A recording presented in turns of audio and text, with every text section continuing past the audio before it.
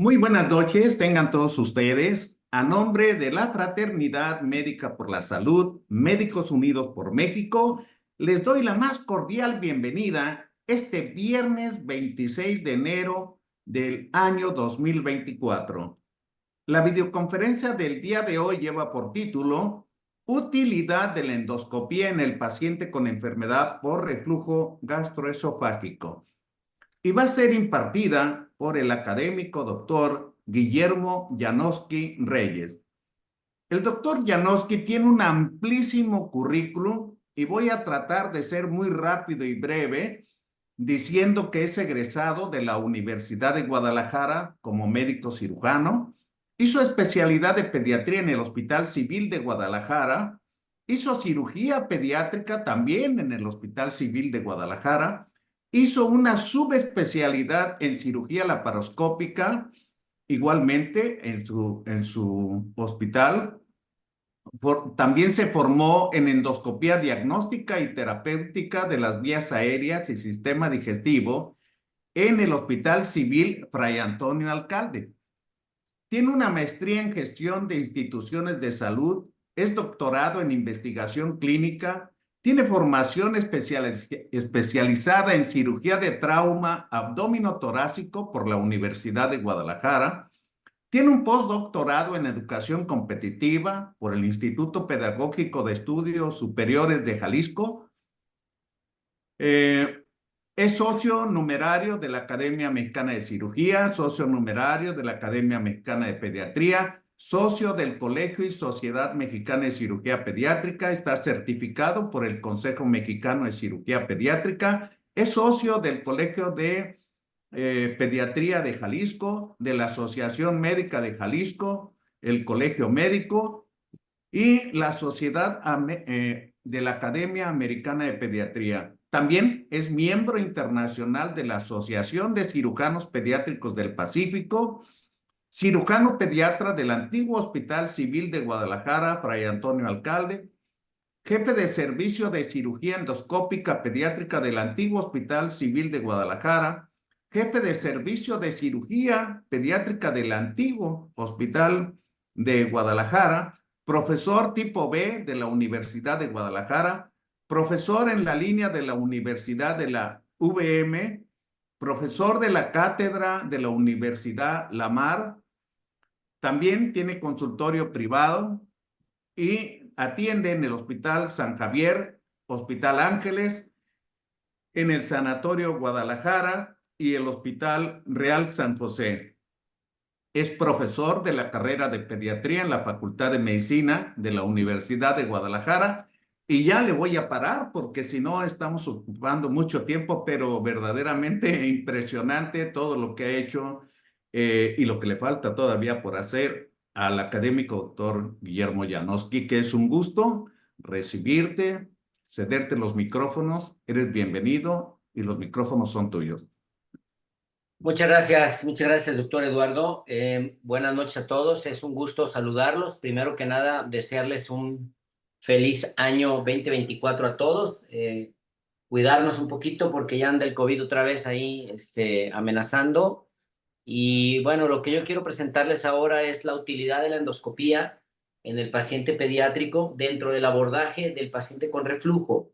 Lo que yo voy a presentarles el día de hoy es el trabajo multidisciplinario que se hace en la unidad de endoscopía. Yo ahora nada más voy a ser el vocero de todos los hallazgos que hemos hecho en equipo, un trabajo de grupo, y cómo nosotros le damos un abordaje a estos pacientes con el propósito de ser sensatos en el momento de operarlos y ser más sensatos cuando no operarlos, que aquí es el gran tema, ¿no? Se sabe y se conoce que en el año, a nivel Norteamérica, que es donde hay más estudios, existen muchísimos pacientes que tienen complicaciones por errores médicos de diagnóstico o tratamiento. Y en el caso del paciente pediátrico, el niño con vómito, el niño con problema respiratorio que tiene sospecha de reflujo, sobre todo en el primer año de edad, y que tiene como efecto la falta de ganancia ponderal, es un motivo fuerte de consulta y es un motivo de preocupación de los padres, y muchas veces, si no se estudian bien, si no se abordan correctamente, podemos caer en procedimientos no necesarios, podemos hacer diagnósticos erróneos y podemos tratar de una manera equivocada a estos pacientes. De manera tal que mi propósito es mostrarles cómo hacemos nosotros el protocolo de abordaje con estos pacientes y el papel que la endoscopía juega para abordar estos niños. La endoscopía es un elemento de diagnóstico indiscutible, no actúa sola, actúa en conjunto con otra serie de elementos, y de esto vamos a hablar ahora. Como saben, la enfermedad por reflujo gastroesofágico está definida como el ascenso del contenido gástrico o gastroduodenal por arriba de la unión gastroesofágica, con el consecuente lesión estructural del epitelio del esófago, con signos y síntomas que afectan la calidad de vida del paciente. Cuando este reflujo progresa, es abundante, puede llegar a la vía respiratoria y causar problemas de vía respiratoria. Y habitualmente es más común de lo que parece. Nosotros queremos rápidamente buscar el niño vomitón, el niño por vómito, y no necesariamente. Hay que buscar al niño que tiene halitosis, que tiene neumonías recurrentes, que tiene caries dental, ¿sí? No hay duda que la endoscopía tiene un papel importante en el abordaje de estos pacientes. Por sí sola, tiene baja sensibilidad para diagnosticar enfermedad por reflujo, pero es indispensable para identificar lesiones esofágicas anatómicas, conocidas como esofagitis, para identificar estenosis, para identificar cambios del epitelio de la mucosa esófago-gástrica, incluso duodenal, y de la vía aérea, para también identificar alteraciones anatómicas en el tubo digestivo alto, de manera tal que los hallazgos no necesariamente se van a correlacionar con la sintomatología del paciente. La ruta de pensamiento que nosotros abordamos es, primariamente, si tenemos un niño que sospechamos que tiene enfermedad por reflujo gastroesofágico, y nos vamos a plantear si una técnica quirúrgica antirreflujo le va a ayudar, vamos a pensar por qué le va a ayudar, cuándo le va a ayudar y cómo le va a ayudar. Entonces, lo primero que queremos saber es qué queremos con este paciente. Si lo que queremos es demostrar si tiene enfermedad por reflujo o no la tiene, la base fundamental para el abordaje de estos pacientes es una historia clínica bien hecha. Y aquí yo quisiera remarcar y hacer énfasis en que los profesores, como todos los que estamos aquí en la fraternidad, seamos insistentes en que nuestros médicos jóvenes retomen la propedéutica y el diagnóstico físico, interroguen a la mamá de los pacientes, exploren al niño, se dediquen 45 minutos de hacerle una buena historia clínica, una buena entrevista, una entrevista cuidadosa, educada, poniéndote empático con la mamá, poniéndote a su nivel para que te explique lo que tiene, y un examen físico detallado desde la punta del pelo hasta la uña del dedo gordo del pie del paciente. Una vez establecido todo esto y haciendo una ruta de la propedéutica y el diagnóstico clínico correcta, lo que se denomina método científico aplicado a la historia clínica, se establece un diagnóstico semiológico y diagnósticos diferenciales, y podemos atrevernos a establecer rutas de tratamiento una vez establecido el diagnóstico, y darle un espacio de tiempo al paciente con manejo médico. Si el manejo médico fracasa, si el niño sigue con casi ahogamientos, cuadros neumónicos severos, que no gana peso, entonces nuestro pensamiento sería en pensar en una alternativa quirúrgica para crear una nueva válvula antirreflujo, pero solo hasta este momento. Bien, si nosotros queremos estudiar un poquito la fisiología, hay que recordar la anatomía del esfínter esofágico inferior. Yo aquí les hice un diagrama como el que les hago a mis alumnos de la carrera de medicina cuando platicamos de esto. Y este es el esquemita un poquito ya más detallado, ¿sí? Pero, ¿qué sucede? Nosotros tenemos la cavidad oral, tenemos la faringe, pasa el bolo al esófago. El esófago tiene 3/3, tercio superior, tercio medio y tercio inferior. Hay un momento dado en que la crura del diafragma abraza al esófago en lo que conocemos como el hiato esofágico. Debe de haber un segmento de esófago intraabdominal que debe de ser entre 3 y 5 centímetros. Y luego tenemos la curvatura mayor, la curvatura menor, el fundus, el cuerpo y el antro gástrico. Entonces, el esfínter esofágico inferior no es una estructura anatómica, es una estructura fisiológica que está compuesta fundamentalmente por 3 partes. Por el segmento de esófago intraabdominal, que ya dijimos que debe de ser de al menos de 3 centímetros, por la continencia o el tono que da la crura del diafragma, es decir, los 2 segmentos del diafragma que abrazan al esófago, y el último, no menos importante, si lo conocemos como el ángulo de His o el haz de His, que es, aquí lo estoy tratando de mostrar, es este espacio que forma entre el fundus gástrico y el alineamiento que da el esófago intraabdominal, ¿sí? Normalmente ese ángulo no es de 90 grados, pero también debe de existir. Si no existe ese ángulo, si está rectificado, obviamente el niño va a tener mayor propensión al reflujo. Y aquí está también demostrado las estructuras anatómicas de las que les he hablado, ¿sí? Y tenemos aquí algún ejemplo en unos estudios contrastados. Este esofagograma muestra el esófago con fase de vaciamiento. Aquí probamos que el niño tomó en la fase oral, deglutió bien, pasó al esófago y se está llenando el estómago, ¿sí? Esto es el ángulo de His. Debe de haber esta angulación de manera normal, ¿sí?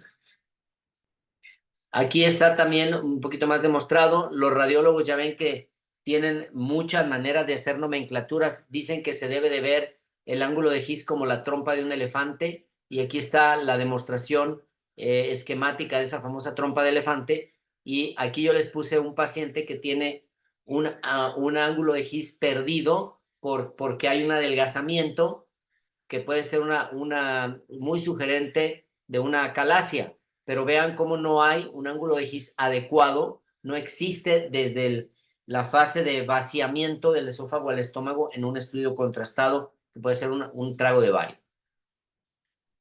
Bueno, nada más para recordar, vean cómo se supone que nosotros tenemos la mecánica de la deglución y cómo a través de la epiglotis se cierra la vía aérea y normalmente lo que nos tragamos pasa al esófago. Cuando hay problemas retrógrados, como vamos a ver más adelante, esta válvula del epiglotis no funciona bien. Y aquí en este pequeño dibujito, en este pequeño video, voy a tratar de mostrar eso. Vean, es un acercamiento, cómo se está viendo las estructuras anatómicas que ya conocemos. Nos vamos a hacer una aproximación.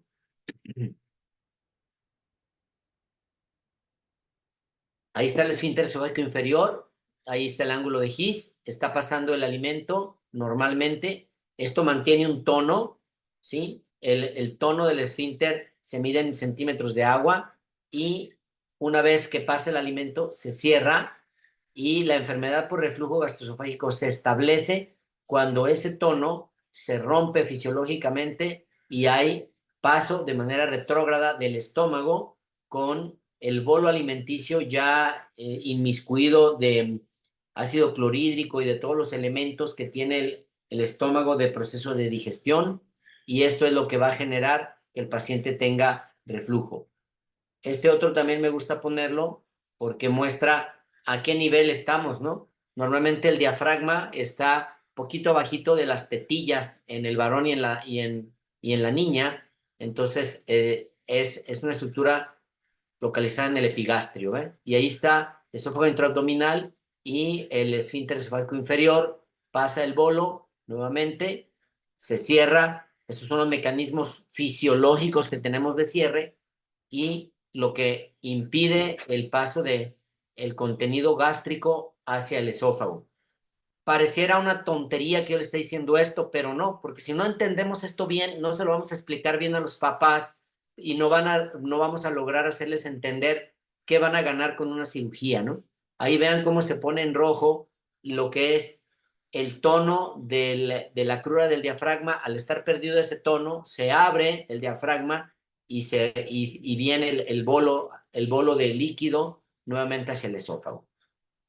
La forma de explicarlo tiende pues a que ustedes y yo tengamos elementos para explicar por qué se da este problema y el efecto de corrosión, de lesión que causa en la mucosa del esófago de los pacientes, con la sintomatología digestiva y extradigestiva. Este es un video de la Clínica Mayo. Abajo ambos videos tienen su referencia.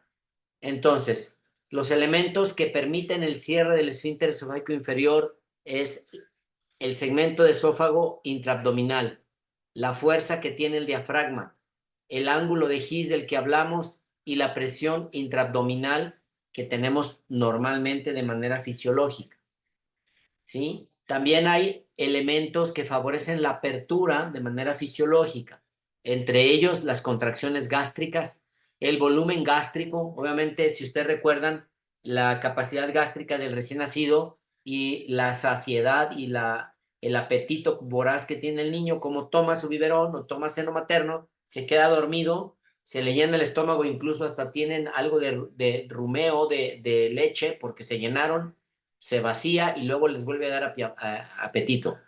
Otra parte para favorecer la apertura es el vaciamiento, la velocidad de vaciamiento y la presión intraabdominal, de manera tal que si nosotros ponemos al niño con una ropa apretada, 4 mamelucos por el frío, y luego lo ponemos en su silla portabebé bien apretado, así, con un cinturón bien apretado, pues vamos a favorecer los mecanismos de apertura del esfínter esofágico inferior por cuestión anatómica, ¿verdad? Porque le metemos presión.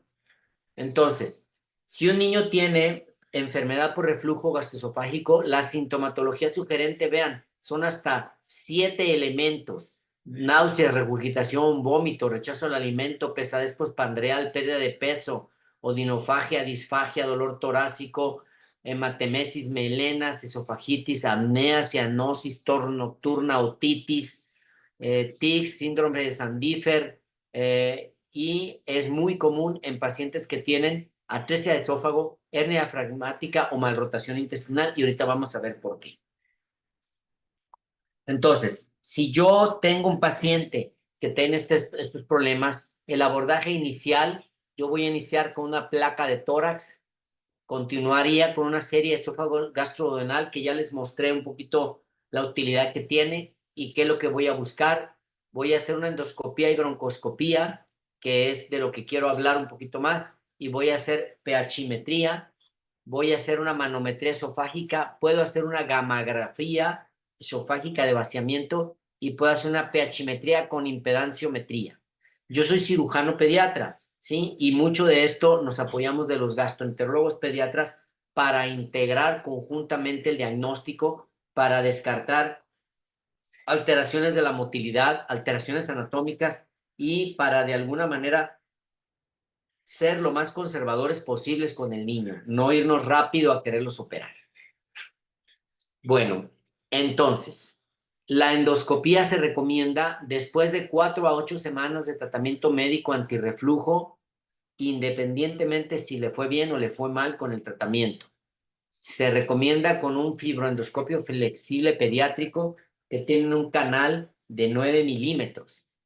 ¿Sí? El paciente debe tener ayuno de 4 a 6 horas, sea con analgesia o anestesia general. Yo sugiero que sea con anestesia general en una suite de endoscopía con anestesiólogo pediatra, con el niño monitorizado, todo, digamos, como los mandamientos de la ley de Dios, de uno por uno, no omitir nada porque nos podemos llevar una sorpresa, ¿sí? Entonces, ya que tenemos al niño preparado, vamos a hacer una evaluación del tubo digestivo por segmentos. Empezaríamos por la cavidad oral, luego la laringe, senos piriformes, el cricofaringio, al que hay que hacer un poquito de presión ahí, el esófago superior, hay que ver coloración de la mucosa, sabemos que es un epitelio plano estratificado, esófago medio, ahí vamos a encontrar las estenosis o las estrecheces anatómicas del arco aórtico y del bronquio del lado derecho, ¿sí? y el esófago distal, donde vamos a encontrar en el esófago distal el hiato diafragmático y la unión con el diafragma, lo que conocemos como cardias, ¿sí?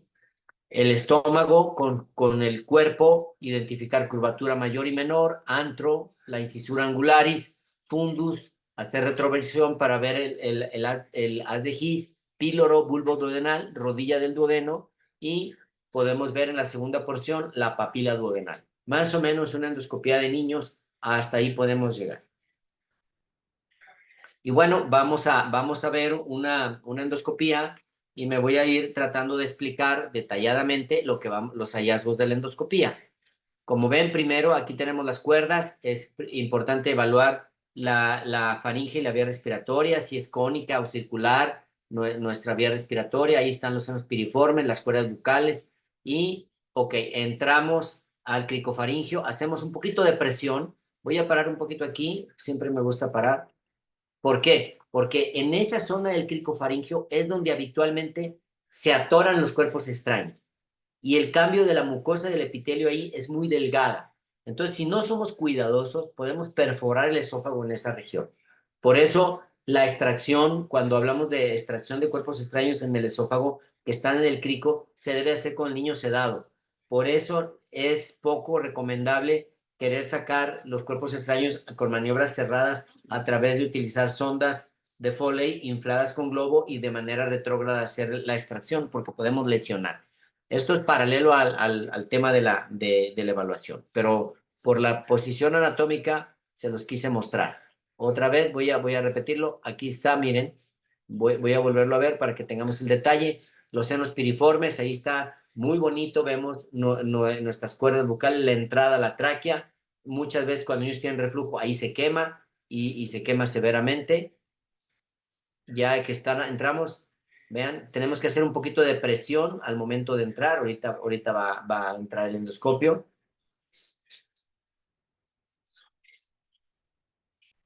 Ahí está al entrar, eso es el, la, el hiato. Aquí tenemos ya el esófago superior.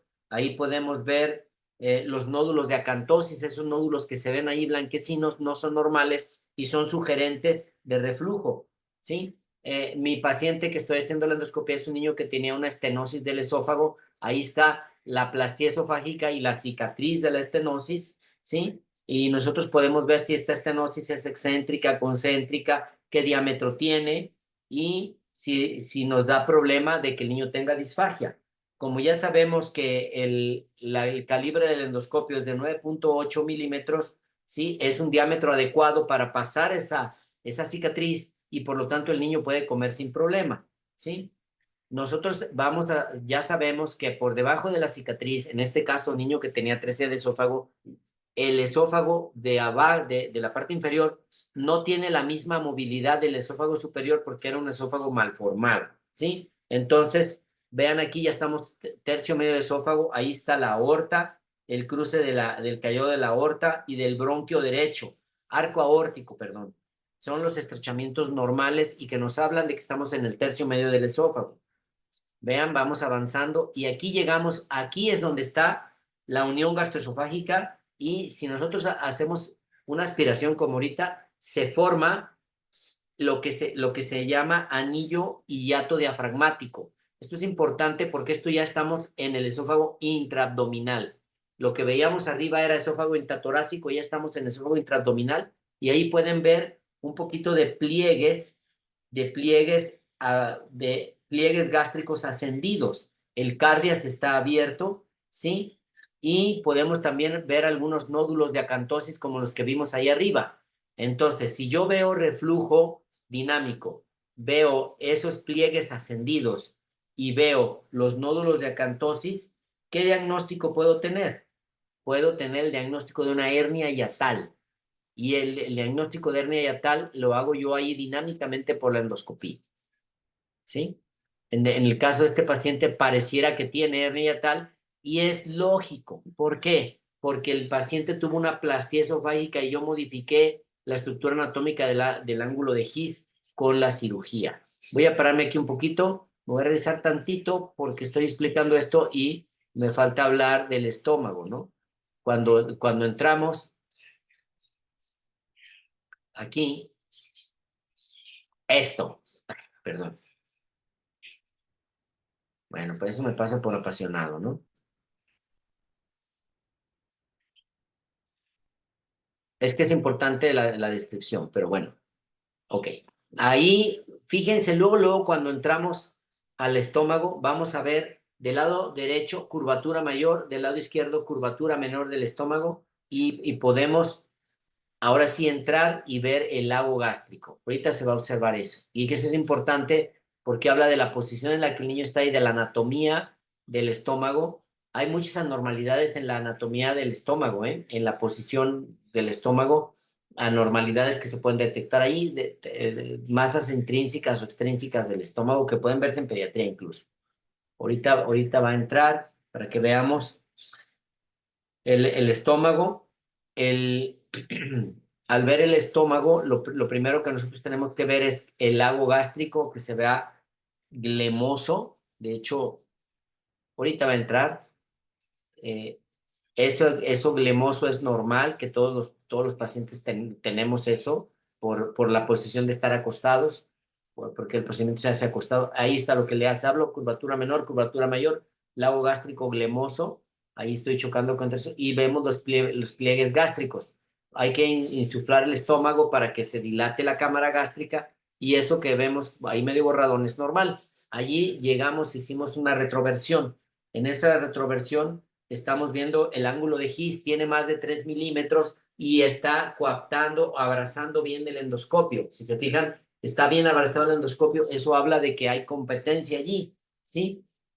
Si yo encontrara a la retroversión, ese ángulo de His aplanado o abatido, además de la presencia de hernia hiatal y esofagitis, si el niño tiene, vean, ahí como ya se nos está abriendo al haber hecho movimientos, porque ya habíamos dicho que no está normal. En la primera imagen se ve cerrado, pero ahorita ya no. Véanlo, cómo se abre, no abraza al 100% al endoscopio. Aquí nosotros podemos decir, tiene una hernia tal, hay que operarlo, ¿no? Pues no, va a depender de la sintomatología que el paciente tiene. Si el niño tiene síntomas, como habíamos dicho, de que no gana peso, que tiene problemas respiratorios, sí es problema para operarse, si no, no. Aquí hay un detalle también interesante. Pueden ver ustedes en esta imagen congelada dos sombras, ¿verdad? Dos sombras, una se ve a la izquierda y otra se ve a la derecha del endoscopio. Esas sombras corresponden básicamente al lóbulo hepático, ¿sí? Es una sombra violácea que está a su izquierda de ustedes y la segunda imagen que ven es el vaso, que es una sombra que está abajo de donde se ve el endoscopio. Y obviamente están sostenidos por el diafragma y también se puede ver el movimiento del corazón que está latiendo porque está pegado del diafragma. Bueno, este video es importante pues porque precisamente habla de esto, ¿no? De estas cuestiones anatómicas. Bueno, ya definimos otra vez que tenemos ahí que nuestro ángulo de His está batido, que vean cómo no abraza al 100% el endoscopio. Nosotros aquí tenemos que ser muy insistentes en que esto tiene que correlacionarse con la clínica del paciente para hablar de si lo operas o no lo operas. Y ya vimos también las sombras, esas naturales fisiológicas que se van a ver en el fundus gástrico, que se ven mejor, tanto la sombra del hígado como la del vaso, y también vemos ahí cómo está latiendo el corazón del paciente, porque también lo podemos ver por un acto reflejo a través del diafragma, ¿sí? Ya que hicimos nuestra retroversión y revisamos muy bien todo esto, ya que está revisado, lo siguiente es pasarnos al bulbo duodenal. Entonces ahí está la cisura angularis, ¿sí? Mueves tu muñequita y vas a caer precisamente a la entrada del píloro. Ahí está el bulbo, la entrada del píloro. Al píloro se puede estimular, puede estar abierto, cerrado, pequeño. Bulbo duodenal, hay que mover el endoscopio hacia un lado, hacia tu mano derecha, para poder entrar a la primera porción del duodeno, es la rodilla duodenal que se le llama. Ahí se ve la primer papila, la papila duodenal, por donde viene la bilis de la vía biliar estrepática y estamos pasando a la segunda porción del duodeno, donde también hay otra papila duodenal. Bueno, hasta aquí más o menos, esa sería la descripción anatómica de nuestra endoscopía. ¿Sí? Entonces, los hallazgos relevantes que podemos nosotros encontrar puede ser edema de la orofaringe, datos de esofagitis, retención de alimento o secreciones espumosas, cambios de la mucosa, presencia de hernia hiatal, como ya lo vimos. Podemos ver también una gastropatía, retención gástrica y un lago biliar. Incluso podemos ver reflujo biliar, que clínicamente se expresa como reflujo alcalino y que también da dolor crónico recurrente. Aquí quise mostrarles la evidencia endoscópica y el defecto anatómico, cómo se podría estar observando. Y bueno, aquí tenemos algunos ejemplos de hernia hiatal, desde la hernia pequeña, la moderada y severa, ¿sí? Y endoscópicamente ya vieron cómo se ve y su correlación con estudios contrastados y con placas de abdomen simples. Y bueno, después de esto es importante hacer nuestros estudios de pH-metría y manometría esofágica para ver motilidad, como ya lo habíamos hablado. Y cuando yo establezco esofagitis, tengo que hacer eh, una estadificación de la severidad de la esofagitis utilizando la clasificación de Los Ángeles. La clasificación de Los Ángeles divide la esofagitis o la clasifica en 4 grados. Aquí están los 4 grados descritos desde lo más mínimo hasta lo más severo, ¿sí? Y también hay otra clasificación de Savary-Miller que también habla, esta la divide en 5 y establece las lesiones desde lo más sencillo como una lesión eritematosa hasta el esófago de Barrett. Y también en niños hay esófago de Barrett, no es exclusivo de adultos. Bueno, esta es la zona de la unión gastroesofágica y hay un protocolo que se usa para biopsiar lesiones sospechosas de metaplasia o de Barrett. Y esto es importante, sobre todo en adolescentes o en pacientes que tienen parálisis cerebral infantil, porque nos va a marcar la pauta para la toma de decisiones quirúrgicas en estos pacientes en los que sí los cambios de metaplasia van a causar lesiones más graves o incluso cáncer esofágico. Entonces, el protocolo para biopsiar es de acuerdo a los criterios de Praga y aquí está descrito para el endoscopista cómo debe de hacerse, ¿sí?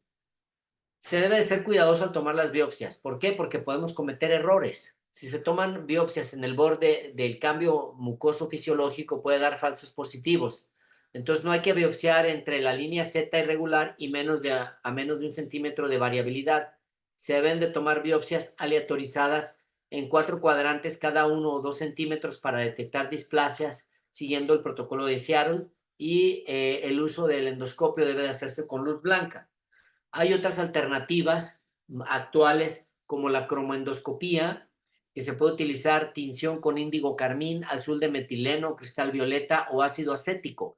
Si nosotros pintamos la mucosa del esófago, va a haber cambios de coloración que son secundarios a las lesiones por reflujo. Nos pone más pálida la zona, con un color diferente, más intenso o más pálido, y biopsiamos zonas ya más seleccionadas.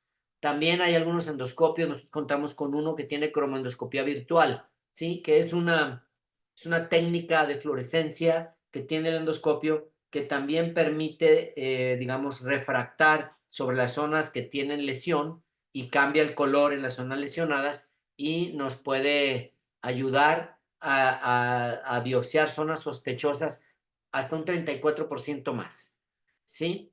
También hay un cepillo abrasivo, no se usa mucho en pediatría, para que tú lo metas a través del canal de trabajo y hagan de cuenta como el escobillón de un biberón. Cuando vas a lavar un biberón, das así la escobillada y te traes células patológicas para biopsiarlas. Bueno, el hiato también tiene su anatomía quirúrgica y es la clasificación de Hill. Hay 4 tipos de hiato, desde lo que vimos, el grado 1, que fue el de nuestro paciente que les expliqué la endoscopía, hasta el grado 4, que es un agujerote completo ahí, con incluso un estómago en forma de reloj de arena porque penetra al diafragma y el medio estómago está dentro del diafragma, con toda la consecuencia de compresión, obstrucción torácica, datos de dificultad respiratoria. También la funduplicatura, si falla, podemos ver los tipos de falla de la funduplicatura, ¿no? Hay cuatro grados o 4 tipos de falla más comunes, ¿sí? La tipo 1 es una hernia con una herniación de la funduplicatura. La tipo 2, hernia sin herniación de la funduplicatura, no corregimos la hernia yatal. La tipo 3 es un desplazamiento paraesofágico y la tipo 4 es un defecto en la formación de la valva de la funduplicatura. Entonces nosotros podemos endoscópicamente ver esto y podemos obviamente advertir si el paciente está bien o mal operado. Y hay criterios incluso hasta tempranos para reoperar un paciente cuando no está bien. Si yo opero un paciente, al cuánto tiempo le voy a hacer una endoscopía, porque es una buena pregunta, ¿no? Si aquí yo estoy utilizando la endoscopía para evaluar cómo me quedó, hay algunos casos cuando me quedó la funduplicatura torcida del lado izquierdo con probable lesión vascular, ¿sí? Que sí puedo hacer la endoscopía temprana para revisar. En la mayoría de los pacientes no, en la mayoría de los pacientes la endoscopía se reserva hasta después de 8 a 10 días después de la funduplicatura. A menos que tengas una complicación muy severa, perforación o datos de choque del paciente, tienes que reoperarlo pronto. Bueno, las fístulas traqueosofágicas. Miren, tuvimos un endoscopio que me preguntaba hace rato el doctor Eduardo si yo tenía endoscopio personal, y sí, tenía el pecoso. El pecoso es este endoscopio que nos dio batería por un tiempo porque se dañó nuestro equipo y es un endoscopio de segunda generación. Entonces, las pecas son lesiones que tienen los canales de luz que daba el pecoso, pero funcionó bien para hacer evaluaciones. En este caso, nosotros detectamos en las broncoscopías presencia de fístulas traqueosofágicas. Esta es una broncoscopía y ahí tenemos la fístula traqueosofágica, la marqué ahí con una flecha. No se ve el video, lamentablemente no sé por qué razón, pero ahí un video no se ve. Aquí tengo otras fístulas vistas por broncoscopía, ¿sí? Vamos a ver si se quiere ver.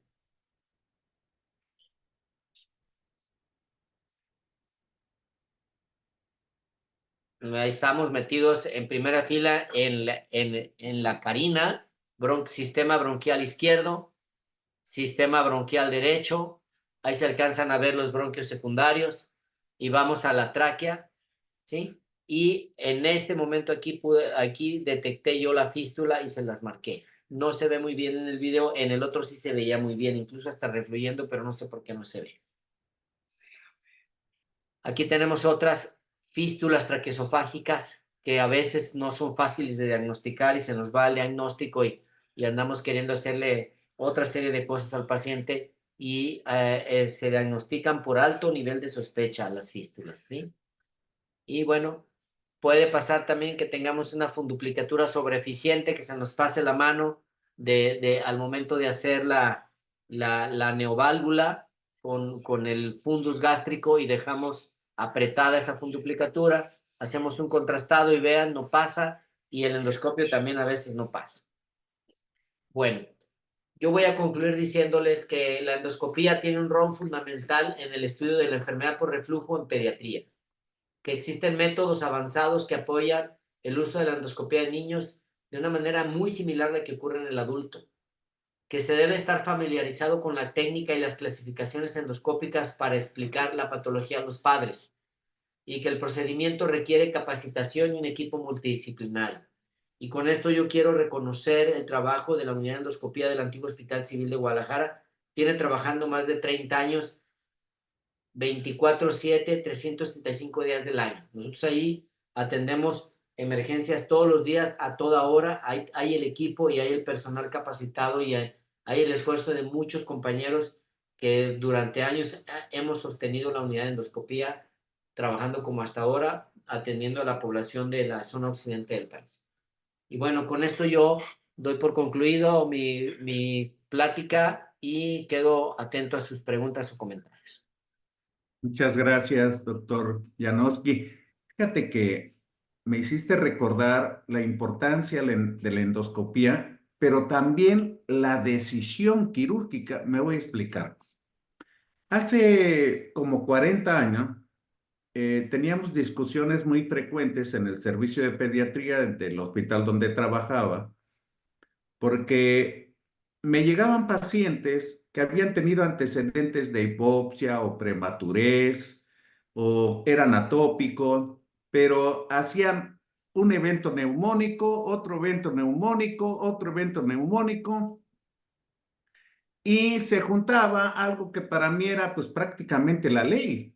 O sea, unas neumonías repetitivas con un niño desnutrido, que costaba mucho trabajo darle de comer, a veces refluían, a veces no, era muy variable esa situación, pero yo venía de una escuela en la que casi era obligado que decíamos neumonía recurrente y déficit ponderal, gastrostomía y solucionas el problema.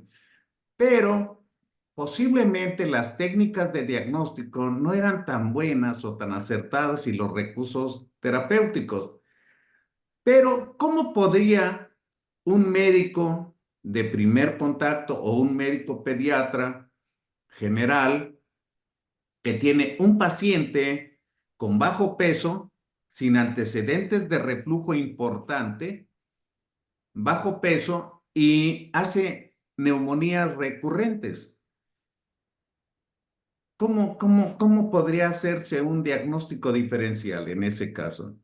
Ok, hay actualmente pues todo una, todo un, digamos, badaje de posibilidades que tenga. De entrada, desde las que son de manejo médico, de las que son de manejo por el alergólogo y de las que son de manejo quirúrgico, donde intervenimos los cirujanos. Yo le podría decir, un paciente que hace neumonías recurrentes, que no tiene trastorno en la mecánica de la deglución, que no tiene pérdida en la ganancia ponderal, una buena posibilidad diagnóstica que hay que descartar es que no tenga una fístula en H, una fístula traqueosofágica en H, y son de esos niños que en ocasiones cuando comen o toman mucho líquido abundante después de hacer deporte, se atragantan, se ahogan con facilidad. Niños también que se enferman con facilidad de vías respiratorias superiores o incluso neumonías. Entonces, es una buena idea hacerle un estudio contrastado para buscar una fístula en H. Y estos estudios contrastados no son sencillos de hacer, porque al niño hay que, a dar cuenta, voltearlo en varias posiciones para que la fístula se exprese y pueda pintar si hay comunicación a la vía aérea. Entra dentro del algoritmo del paciente con neumonías recurrentes la aspiración, la broncoscopía con aspirado bronquial en busca de lipófagos. Los lipófagos son elementos de células inflamatorias que están en la vía respiratoria que se llenan de grasa por el reflujo y que se pueden pintar con índigo carmín de color rojo. Entonces, si nosotros hacemos un lavado bronquial y en un portaobjetos ponemos una gotita de lavado bronquial y ponemos el índigo carmín y lo vemos al microscopio, le vamos a buscar, ¿sí? También, como lo está diciendo Nelson, algunos pacientes con Helicobacter también tienen dolor abdominal crónico recurrente, baja de peso y pueden tener problemas respiratorios. Entonces, sí hay de las alergias, bueno, hay todo un acúmulo de patologías que se hacen por diagnóstico, biopsiando el esófago para buscar que tengan alergia a las proteínas, a cierto grado de proteínas, enfermedad celíaca, hay como 6 o 7 diagnósticos que podemos hacer también y que van a tener repercusión respiratoria.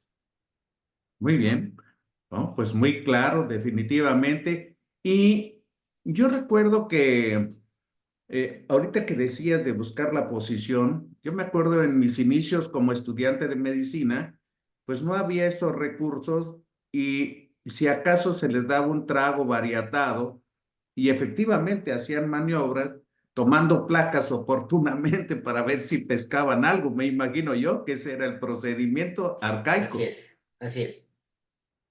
Sí, no es fácil, pero cuando ya vas muy intencionado, nosotros lo que se hacía con el doctor Aguirre, que con él me tocó ver 3 o 4 pacientes así, era de hacerles en simultáneo la endoscopía y la broncoscopía. Y curiosamente, cuando hay fístula, la ves mejor en la vía aérea. Se ve como un volcancito, como las fotos que les mandé, y meterle un catéter de Fogarty por la vía aérea y pescarlo por la vía endoscopia, pescarlo en la endoscopía. Si lo puedes dejar canulado con un catéter de Fogarty inflado el globo y lo metes a operar, habitualmente el abordaje es cervical del lado derecho. Lo tienes que abordar por acá por arriba, por el cuello, porque son habitualmente altas, la gran Sí, mayoría. ahorita que estamos con lo de la endoscopía, claro que es la intención de la plática es el reflujo, pero yo recuerdo eh, que aprovechando y aprovechando el conocimiento que tienen, hay pacientes que tienen ingesta de cáusticos y en ocasiones dicen, no, no, no, es que tomó muy poquito. No es necesario que le hagan la endoscopía. Se le quedó nada más en la boca. Eh, ¿Cuándo sí debe de hacerse endoscopía y cuándo no? Todos, a todos. A todos. La sospecha no excluye que se debe evaluar. La evaluación es importante que se haga entre 12 y 48 horas después de quemado. De hecho, me acaban de autorizar un artículo que va a salir publicado, ya está aprobado para su publicación, de un caso clínico que tuvimos recientemente de un niño que se invaginó hace 4 meses. Tuvimos que operarlo por la invaginación y hacer una resección anastomosis y lamentablemente la mamá puso un limpiacochambres en un envase de Coca-Cola y el niño se tomó la Coca-Cola y trae unas lesiones grado 3 severas de la clasificación de Sargar, un 3B, y nosotros ya sabemos 90% de sus pacientes van a ir a estenosis. Entonces, el artículo cuando salga se los voy a compartir, pero ahí habla precisamente del abordaje diagnóstico y el papel de la endoscopía y también hablamos del papel de la gastrostomía temprana, ¿sí? En estos pacientes. Y el niño, en este caso, ya sabemos que se va a estenosar por el grado de lesión que tiene de Sarga, que es una lesión grado 3B. Entonces, no hay correlación entre la magnitud de lo que se ha tomado y la severidad de las lesiones. Hemos encontrado niños que están todos quemados de la boca y el esófago limpio, y hay otros niños que hemos encontrado que la boca está normal, no parece que tiene nada, y el esófago totalmente achicharrado, como el caso de este paciente que le platico. Y, Entonces, y, y hay yo, que hacerles a todos. y yo agregaría que la historia sigue sucediendo, que no hemos aprendido, porque eso de poner en envases de productos que son comestibles o ingeribles es, no sé si sea la mayor causa de quemaduras por cáusticos, pero seguramente que sí. Hay dos grupos. De hecho, yo tengo este tema tocado en la Academia Nacional de Medicina. Va a ser un trabajo de ingreso que yo voy a presentar el mes de abril. Yo estoy ya soy miembro de la Academia Nacional de Medicina y precisamente uno de los temas que hemos querido llevar a estos niveles es precisamente el hacer sinergia a las academias, tanto la de pediatría, la de cirugía y la de medicina, para que la legislación sobre la venta de productos, de productos en México de este tipo de desengrasantes que se venden a granel esté prohibida totalmente. ¿Por qué? Porque sí hay una legislación que no se lleva al 100% y la mayoría de los productos, por lo menos lo que encontramos aquí en Jalisco, es que se venden en tianguis itinerantes, haga de cuenta, en camionetas que venden escobas, trapeadores, baldes y que utilizan el perifoneo, ¿no? Entonces, Bien.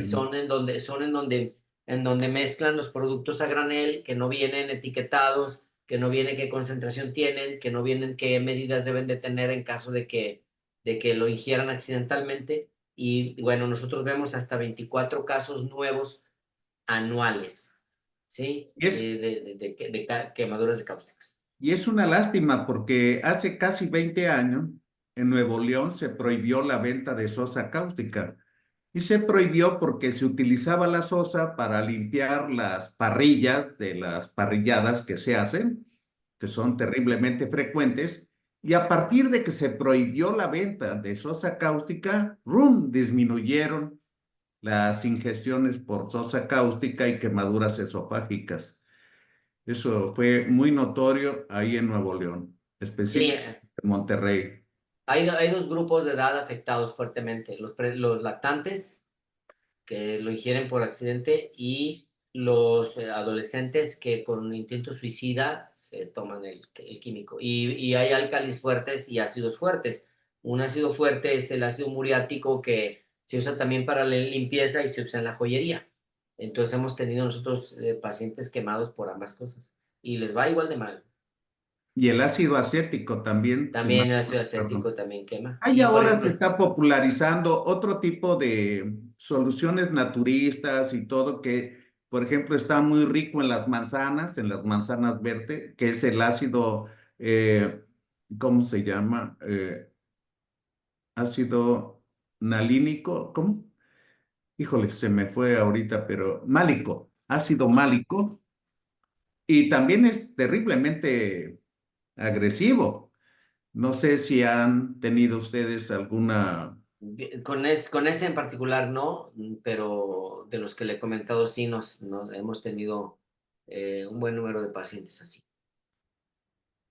Bueno, pues la verdad que nos dejas una gran enseñanza porque seguramente que repasaste los puntos importantes para un médico común de primer contacto y me gustaría que nos dieras un mensaje tratando de agrupar las recomendaciones que pudieras hacerles a los médicos que van a escuchar esta plática en video acerca de cuándo, por qué, cómo, qué es lo que les recomiendas tú para hacer una endoscopia. Ok, muchas gracias, doctor. Y bueno, agradecer primeramente a quienes nos acompañaron, agradecer a Nelson, a Freud Guerrero, a Fernando Israel 40 y a Araceli, ¿sí? Y Ana González. Bueno, primero que nada, vamos a atender a un paciente y la endoscopía es una herramienta de diagnóstico y en algunas ocasiones terapéutica que va a tener sus indicaciones muy precisas. El abordaje se debe de hacer como lo dice la medicina desde aristotélica, ¿no? Primero interroga, explora bien tu paciente, integra un diagnóstico, utiliza el método científico para que sensatamente ordenes qué estudios le vas a ofrecer. En el caso de la enfermedad por reflujo gastroesofágico, no se deben operar de primera intención, se les da manejo médico hasta por 8 semanas a los pacientes. Si no mejoran con el manejo médico, entonces sí son candidatos a cirugía, a una técnica antirreflujo. No hablamos de ninguna, fíjense, ni siquiera hablamos de las funduplicaturas totales o parciales, porque ese es motivo de otra plática. Estamos hablando como médico, cuándo voy a ir yo a abordarlo y qué puedo pedir yo, qué puedo esperar de una endoscopía. Si dentro del algoritmo la endoscopía se atraviesa en el camino para ayudarme a establecer el diagnóstico de este paciente, hay que hacerla obviamente por personal calificado en una unidad de endoscopía que tenga anestesiólogo, que tenga enfermera, que tenga el equipo suficiente y que tenga un endoscopista capacitado para hacer endoscopía en niños, ¿sí? Porque igual no son adultos pequeños, los endoscopios de adultos son muy grandes, son diámetros mayores de los de 0.9, de 9.8 milímetros que son los pediátricos y sobre todo en un recién nacido, un endoscopio de adultos le puede lesionar el esófago, puede desgarrar o romper. Entonces es importante que todas estas consideraciones las tengamos en cuenta para hacer el estudio. Preferentemente es importante que ustedes asistan al estudio, lo vean, platiquen con el endoscopista los hallazgos, establezcan, discutan de alguna manera los porqués de los hallazgos que tiene y van a tener unos mejores elementos para ofrecerle al niño una decisión que le va a ayudar a él y a su familia. Y quiero recalcar que me gustó mucho que dijeras, primero, que tienes que ser alguien que tenga experiencia en eso, una capacitación. No se pongan a improvisar, no se pongan a hacer cosas que no saben, nada más porque son aventados. La otra es no saltarse los pasos ni tratar de ahorrarse, sobre todo a nivel particular, de repente dicen, oye, mira, no conseguimos al anestesiólogo pediatra, pero está el que duerme a las señoras en las cesáreas. Pues tráetelo.